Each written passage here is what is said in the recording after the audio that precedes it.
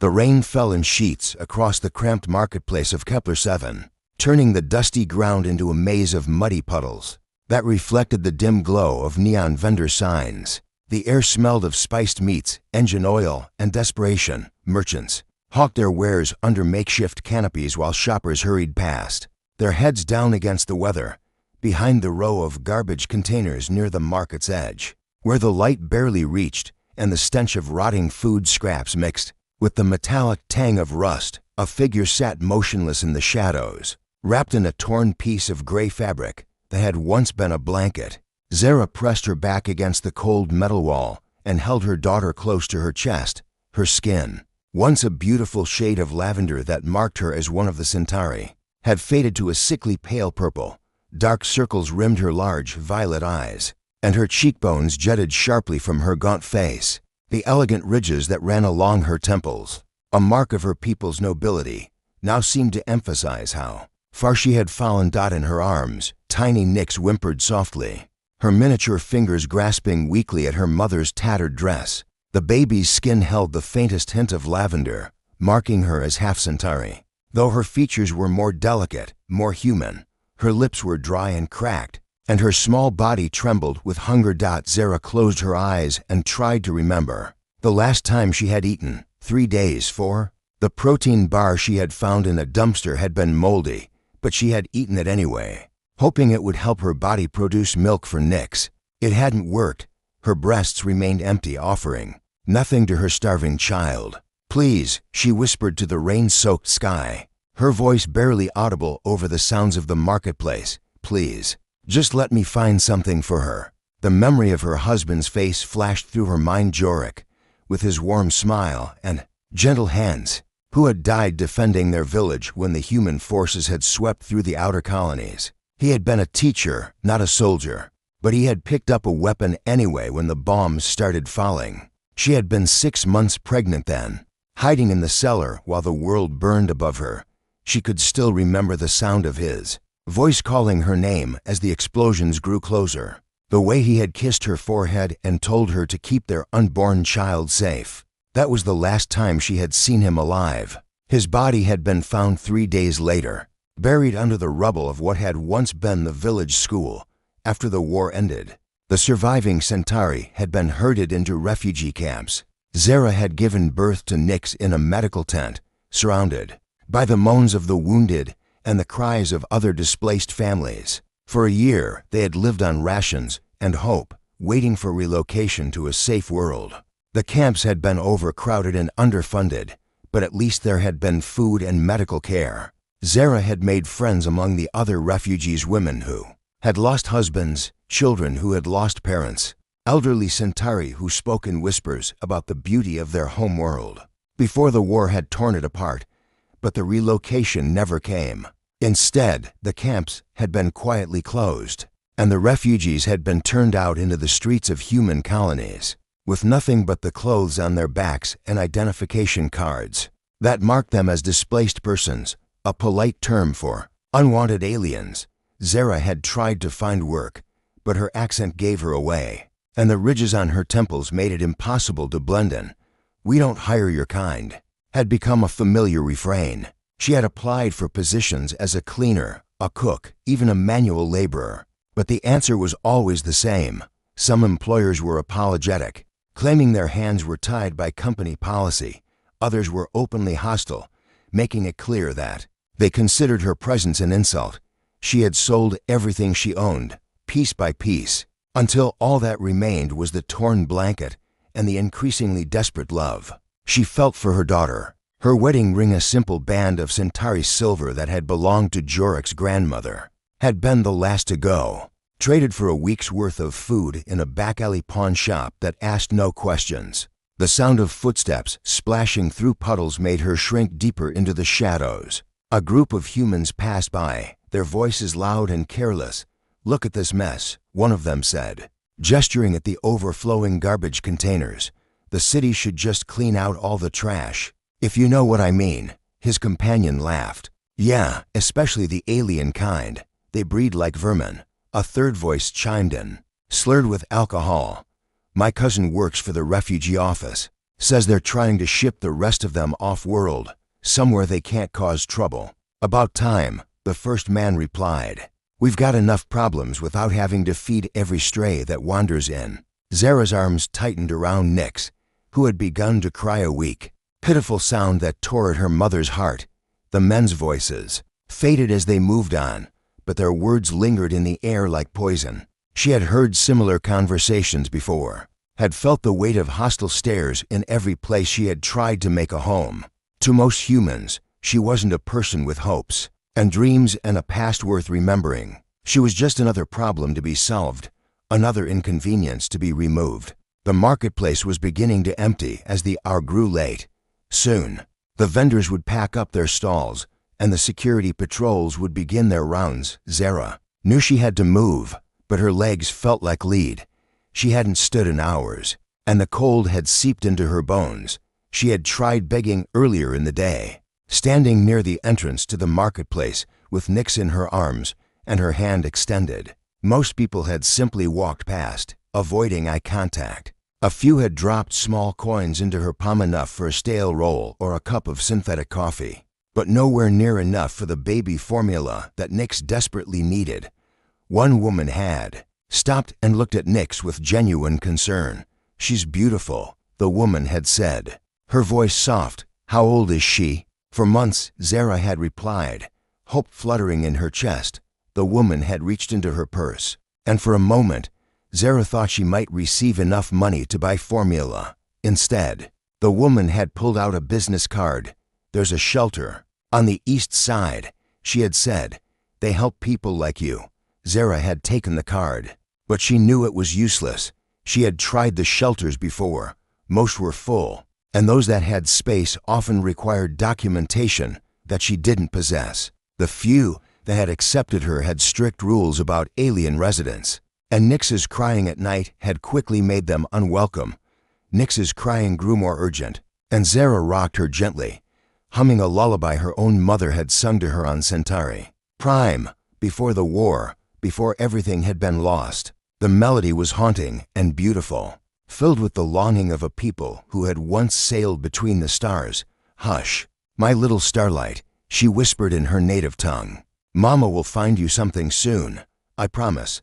But even as she spoke the words, she knew they might be a lie. Her body was failing, her strength ebbing away like water through a cracked cup.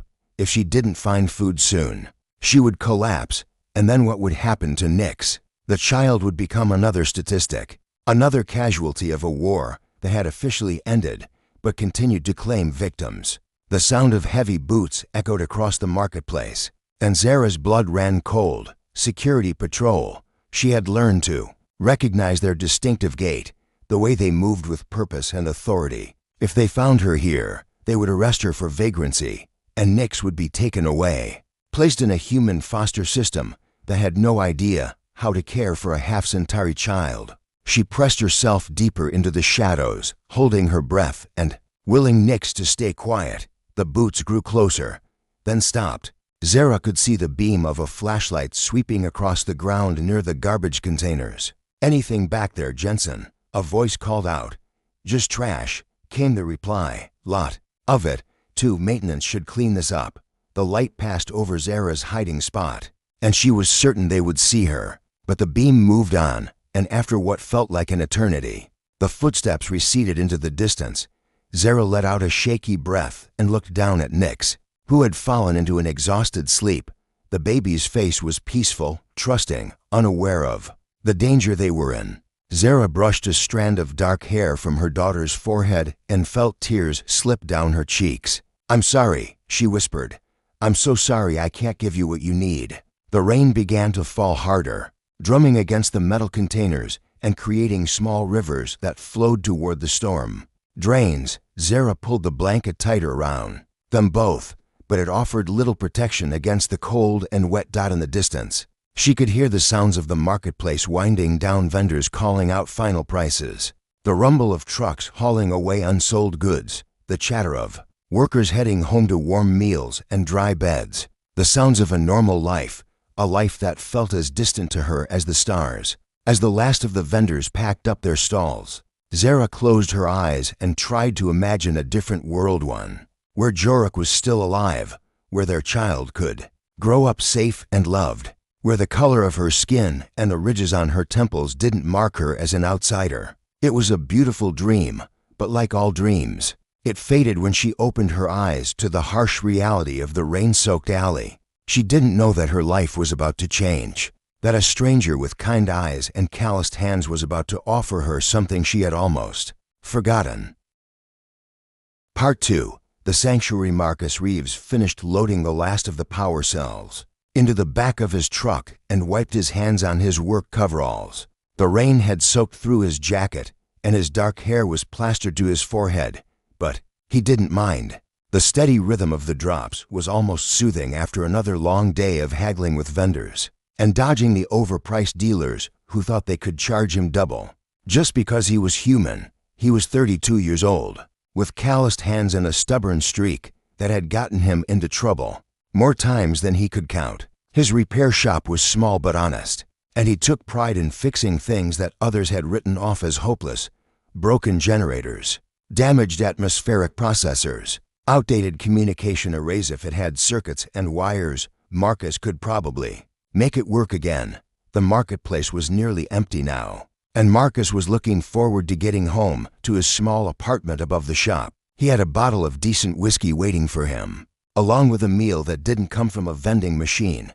Simple pleasures, but they were his.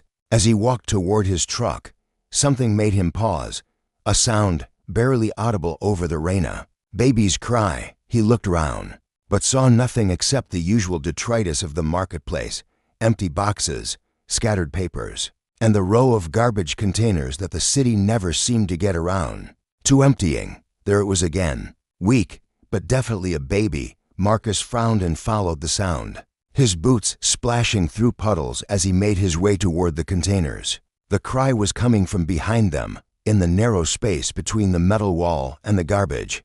He pulled out his pocket light and shone it into the shadows. For a moment, he saw nothing but refuse and pooled water. Then the beam caught something, a flash of movement, pale fabric, and a pair of large, frightened eyes. Jesus, he breathed, lowering the light so it wouldn't blind whoever was hiding. The figure pressed deeper into the shadows, and Marcus could make out the shape of a woman holding a small bundle. Even in the dim light, he could see the distinctive ridges on her temples that marked her as Centauri. "Hey," he said softly, raising his hands to show he meant no harm. "It's okay. I'm not going to hurt you." The woman didn't respond, but her eyes remained fixed on him, wide with terror. The bundle in her arms moved, and Marcus heard the baby's cry again, weaker now, more desperate. "Are you hurt?" he asked, taking a small step closer. "Do you need help? Please," the woman whispered, her voice barely audible. "Please just go away. We're not causing trouble." Her accent was thick, musical in the way of the Centauri, but Marcus could hear the exhaustion in her words. He crouched down, making himself less intimidating, and studied her face. She was young, probably not much older than 25, but her eyes held the weight of someone who had seen too much. "When did you last eat?"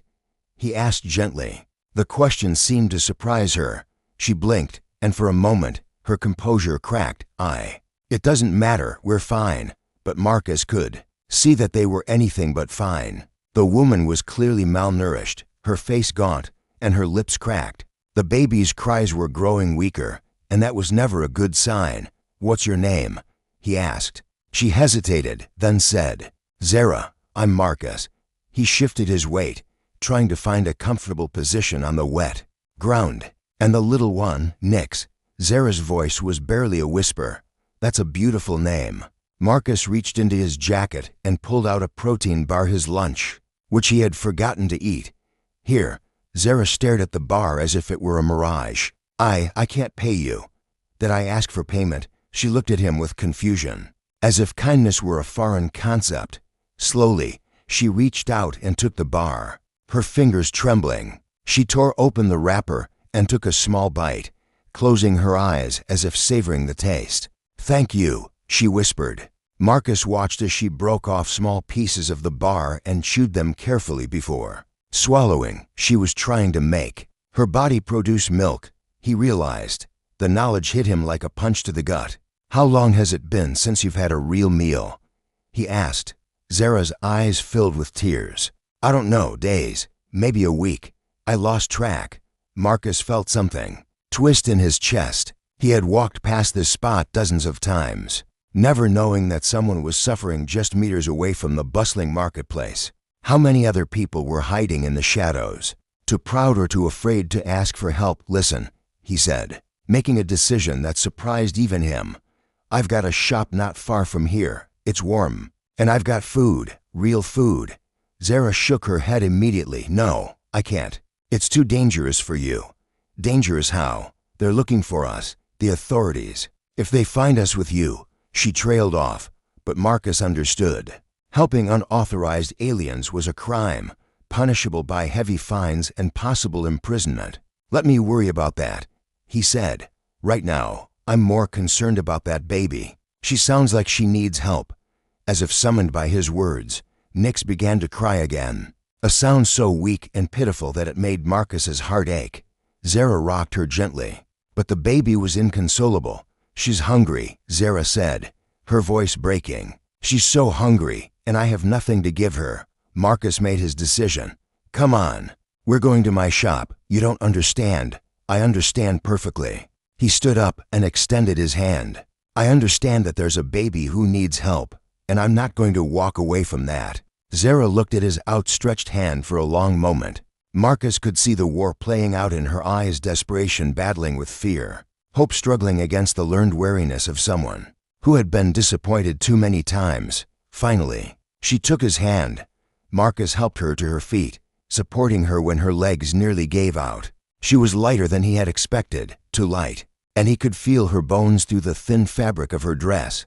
"My truck is just over there," he said, pointing to the battered vehicle parked near the edge of the marketplace. "Can you make it?" Zara nodded, clutching Nix to her chest. Together, they made their way through the puddles and debris, Zara leaning heavily on Marcus's arm. He could feel her trembling, whether from cold, hunger, or fear. He couldn't tell. As they reached the truck, Zara paused. "Why are you helping us?" Marcus considered the question. He could have given her a dozen reasons: because it was the right thing to do, because he had been taught to help those in need, because he couldn't stand to see a child suffer. But the truth was simpler and more complicated than that. "Because someone should," he said finally. He helped her into the passenger seat, making sure she was secure before closing the door. As he walked around to the driver's side, he caught a glimpse of his reflection in the rain-streaked window. He looked tired, older than his 32 years, with lines around his eyes that spoke of too many nights spent alone with his thoughts. Marcus had been alone for most of his adult life. His parents had died in a mining accident when he was 20, and he had never found anyone who could understand his need to fix broken things, to make something useful out of what others had discarded. His relationships had been few and far between, ending when his partners grew tired of competing with his work for attention. But looking at Zara and Nix, he felt something stir in his chest that he hadn't experienced in years. Not just compassion, but a sense of purpose. These two needed him, and for the first time in a long while, Marcus felt like he might be exactly where he was supposed to be. He started the engine and pulled out of the marketplace, heading toward the industrial district where his shop was located. In the passenger seat, Zara had fallen asleep, exhausted by the day's ordeal. Nix was quiet now, her small hand curled around a strand of her mother's hair. The drive to his shop took them through the quieter sections of the colony, past rows of prefabricated housing units and small businesses that catered to the working class. Most of the windows were dark now, their occupants settling in for the night. Marcus found himself wondering what it would be like to have someone to come home to, someone who would be waiting for him with a warm smile and questions about his day. His shop occupied the ground floor of a converted warehouse in the industrial district. The building was old but solid, with thick walls that kept out the cold and enough space for both his workspace and the small apartment he had built above it. He had bought the place 5 years ago with money inherited from his parents, and it had become his sanctuary, a place where he could work in peace and solitude. As he pulled into the narrow alley behind the building, Marcus felt a flutter of nervousness. He had never brought anyone here before, and the thought of sharing his private space with strangers was both exciting and terrifying. He helped Zara out of the truck. Noting how she swayed on her feet, the protein bar had given her a little strength, but she was still dangerously weak. "This is it," he said, leading her to the back entrance. "It's not much, but it's warm and dry." The door opened into his workshop, a cluttered space filled with workbenches, tool cabinets, and electronic equipment in various states of repair. The air smelled of solder, lubricating oil, and the ozone scent of electrical components. To Marcus, it was the smell of home. Zara looked around with wide eyes, taking in the organized chaos of his work. "You fix things," she said, and there was something like wonder in her voice. "That's the idea," Marcus replied, leading her toward a narrow staircase at the back of the shop. "Come on, let's get you upstairs where it's more comfortable." His apartment was small but cozy, with a kitchenette, a living area with an old but comfortable couch, and a bedroom barely large enough for his single bed. The walls were lined with books, technical manuals mixed with fiction and philosophy, and the windows looked out over the industrial district toward the distant spaceport. "Sit," he said, gesturing toward the couch. "I'll get you something to eat." Zara sank onto the cushions with a grateful sigh, still holding Nix close to her chest. The baby was awake now, her large eyes a striking mixture of violet and brown, taking in the unfamiliar surroundings. Marcus busied himself in the kitchen, heating up a pot of soup he had made the night before. It was nothing fancy, just vegetables and protein in a savory broth, but it was nutritious and filling. He also put together a plate of bread and cheese, along with a glass of milk. When he turned around, he found Zara watching him with an expression he couldn't quite read. There was gratitude there, certainly, but also something else, confusion, perhaps, or disbelief. "I don't understand," she said quietly. "Why are you doing this? You could get in serious trouble for helping us." Marcus set the food on the coffee table and sat down across from her. "Would you rather I had left you in that alley?" "No, but..." She struggled for words. "Most humans, they see us as a burden, as something to be afraid of." "I'm not most humans," Marcus said simply. Zara looked down at Nix, who was beginning to fuss again. "She needs formula," she said, her voice thick with despair. "Baby formula designed for mixed species. I've been trying to nurse her, but my body, I haven't been eating enough to produce milk." Marcus nodded. "Where can we get formula like that?" "There's a medical supply store in the commercial district, but it's expensive, and they require identification. If I show my refugee card..." She didn't need to finish the sentence. Marcus understood that using official identification would alert the authorities to her location. "How much does it cost?" he asked. Zara told him, and Marcus didn't flinch. It was a significant amount more than he usually spent on groceries in a month, but he had savings. And more importantly, he had something more valuable than money. He had human citizenship and the freedom to move through the colony without suspicion. "I'll get it tomorrow," he said.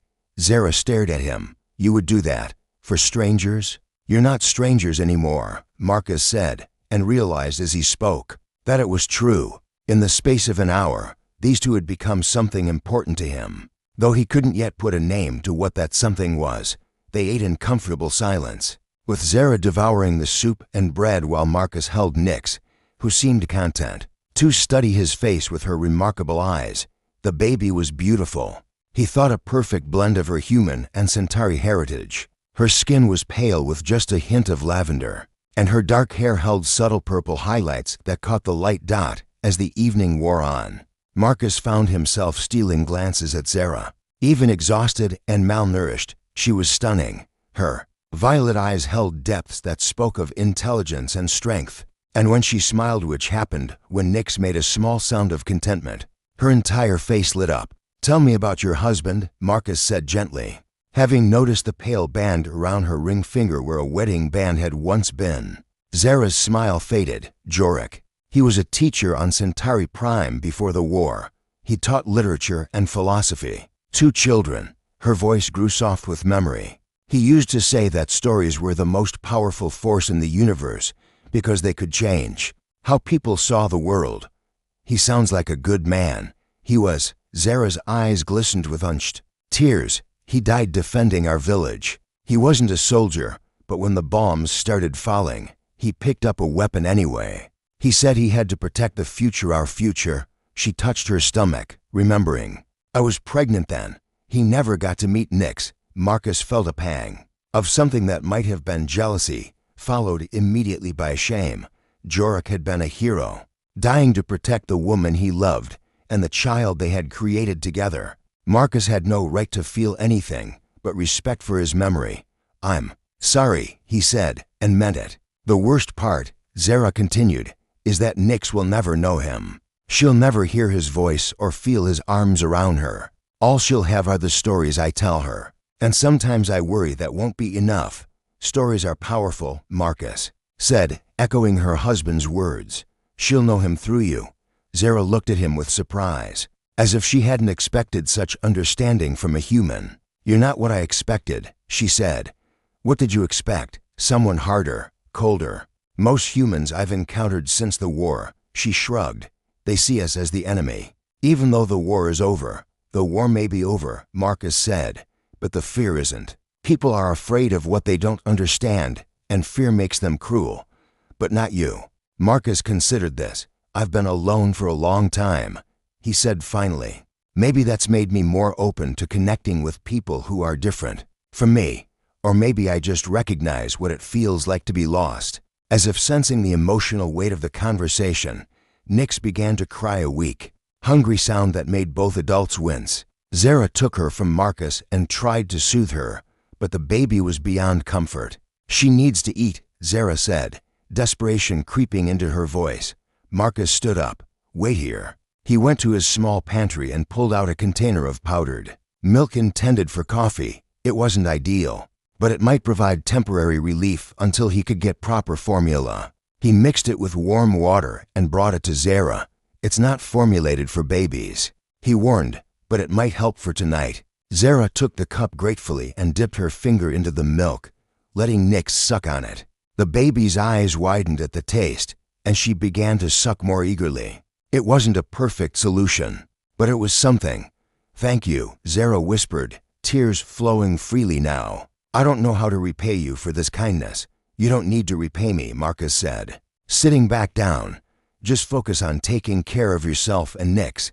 As the night deepened, they settled into an easy rhythm. Marcus brought pillows and blankets from his bedroom, making the couch as comfortable as possible for Zara and the baby. He insisted that they take his bed, but Zara refused, saying the couch was more than she had expected. I'll sleep on the floor, Marcus offered, but Zara shook her head. You've done enough. More than enough.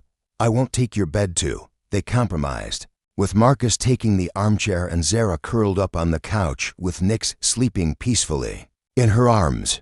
The apartment was quiet except for the soft sounds of breathing and the distant hum of machinery. From the industrial district, Marcus found himself unable to sleep, his mind racing with questions and possibilities. What would happen tomorrow? How long could he hide them before someone noticed? And what was this feeling growing in his chest every time he looked at Zara? This warmth that had nothing to do with simple compassion and everything to do with something deeper and more complicated. He had helped them out of basic human decency. But now, watching Zara sleep with her daughter in her arms, Marcus realized that his motivations were becoming more complex. There was something about her strength in the face of impossible circumstances, her fierce love for her child, and the vulnerability she tried so hard to hide that drew him to her like gravity. For the first time in years, Marcus felt like he wasn't alone, and despite the danger they were all in, despite the uncertainty of what tomorrow would bring, he found himself hoping that this feeling wouldn't end.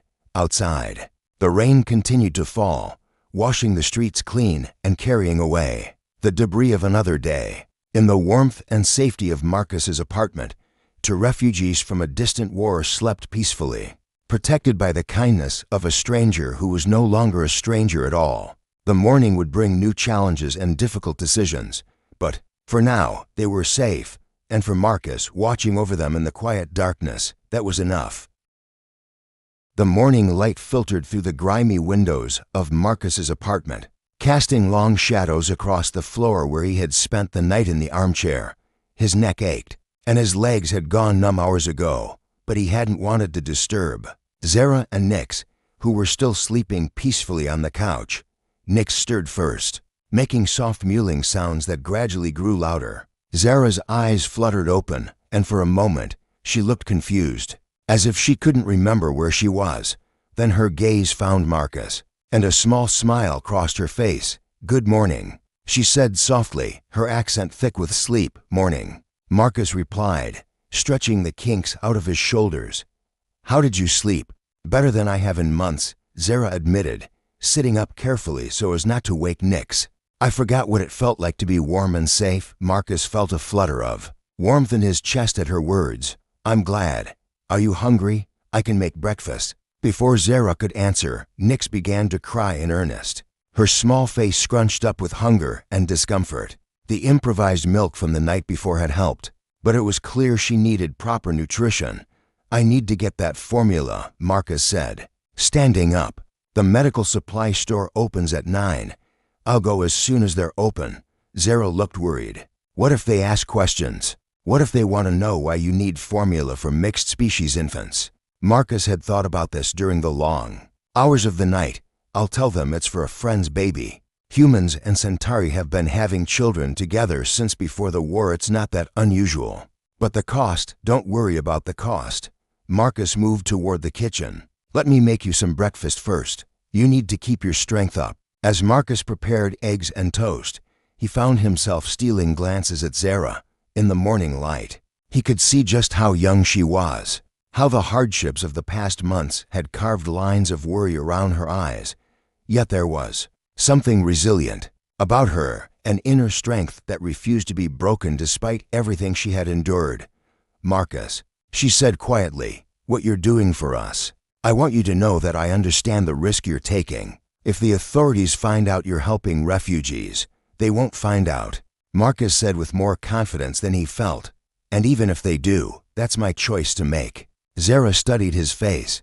"Why are you so willing to help us? Most humans see us as a burden, a reminder of an uncomfortable war.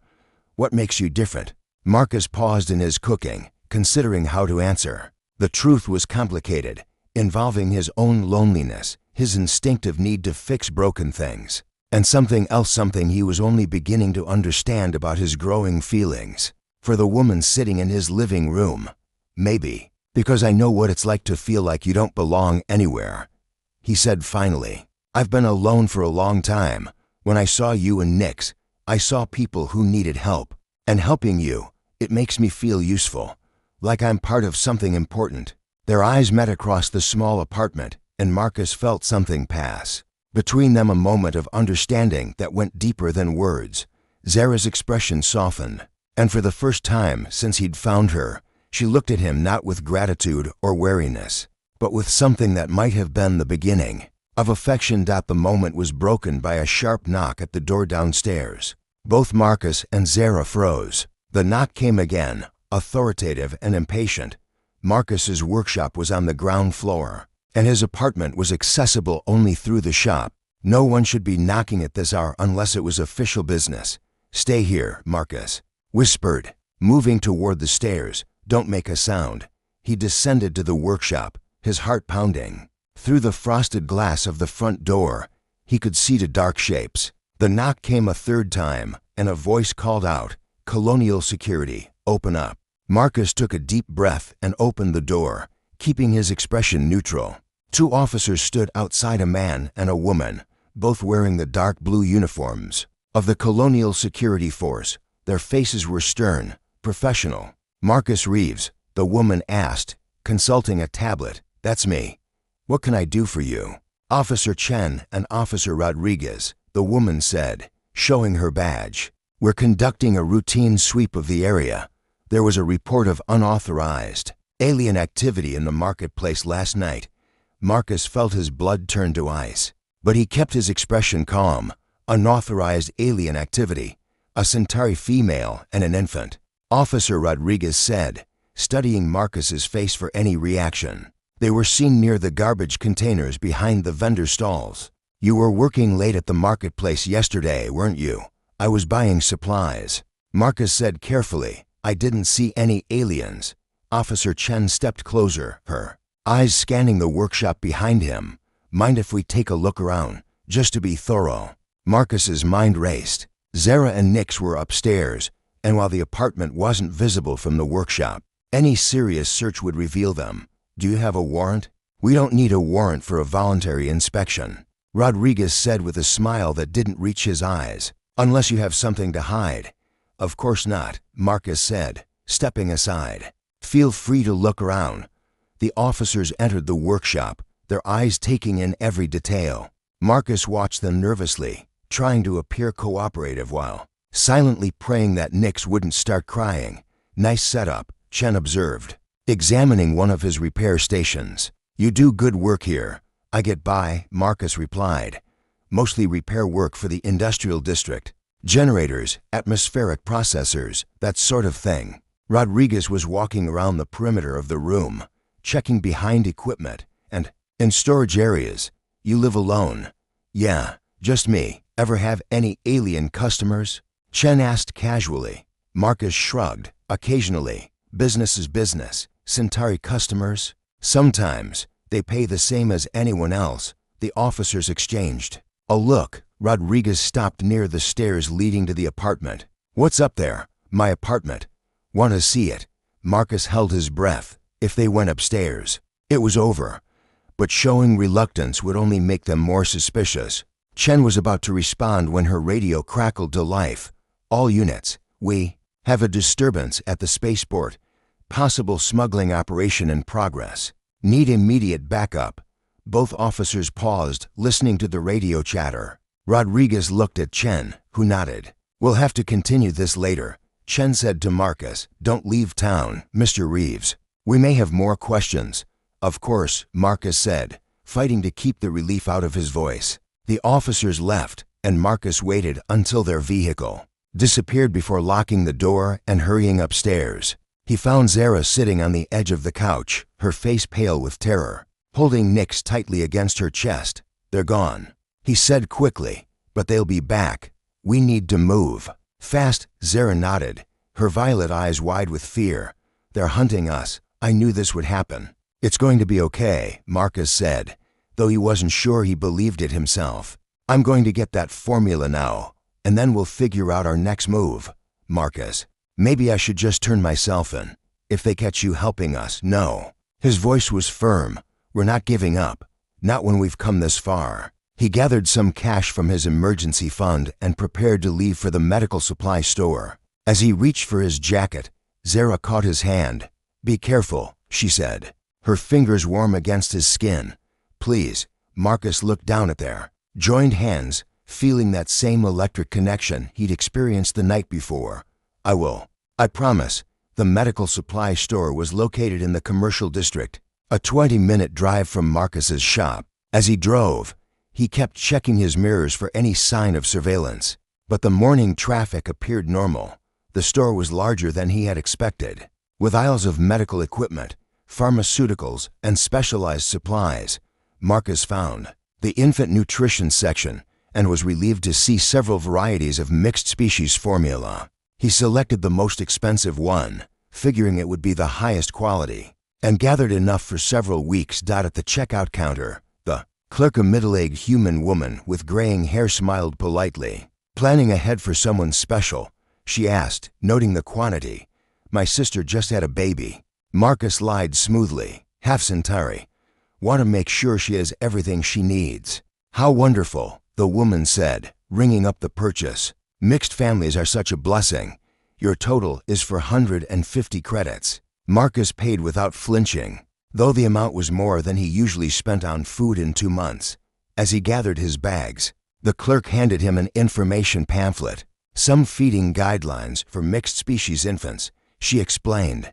"First-time parents sometimes need extra help." "Thank you," Marcus said, genuinely grateful. "This will be very helpful." As he loaded the formula into his truck, Marcus felt a sense of accomplishment. This was the easy part, though. The hard part would be figuring out how to keep Zara and Nix safe long-term. He was halfway back to his shop when he noticed the black sedan following him. At first, he tried to convince himself it was coincidence. The industrial district was a common destination, and plenty of vehicles traveled these roads. But when he took a deliberately circuitous route, and the sedan stayed with him, making every turn, Marcus knew he was being watched.